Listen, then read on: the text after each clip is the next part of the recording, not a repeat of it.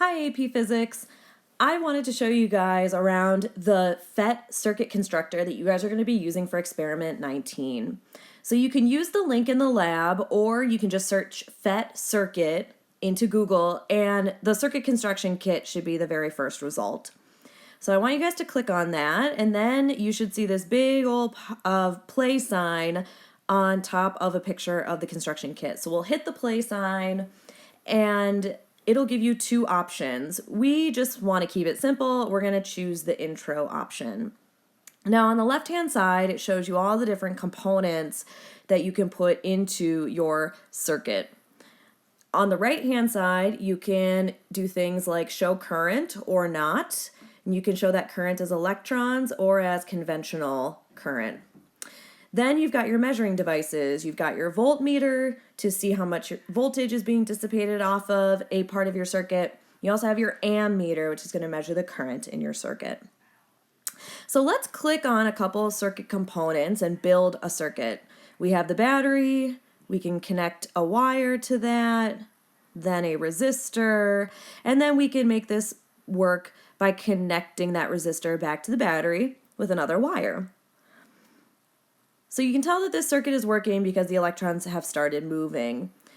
Now, to use the ammeter, I just need to have the little target device somewhere on my circuit, and it will measure the current in that part of the circuit. Your voltmeter is a little bit harder to work because what your voltmeter is going to do is it's going to measure the voltage using one probe. It's going to measure the voltage with the other probe, and it's going to show you the difference in those two voltages in order for you to understand the voltage that was dissipated by your circuit element. So if I stick one probe on one side of the resistor and the other probe on the other side of the resistor, I now know that the difference in that voltage is 9 volts. So I have dissipated 9 volts with this resistor. Now, you may get funny readings. You may end up seeing something like -9 volts. And all that means is that your two probes are backwards, okay? They're just trying to take the smaller number and subtract the larger number. That's not a big deal. We know that really it's just 9 volts. Okay? Now, if you would like to change what's going on, perhaps you want to change the voltage in your battery, you can just click on the battery and use this scale to increase or decrease the voltage of your battery. If you would like to increase or decrease the resistance of your resistor, you can just click on it and then move this scale to increase or decrease the resistance of your resistor.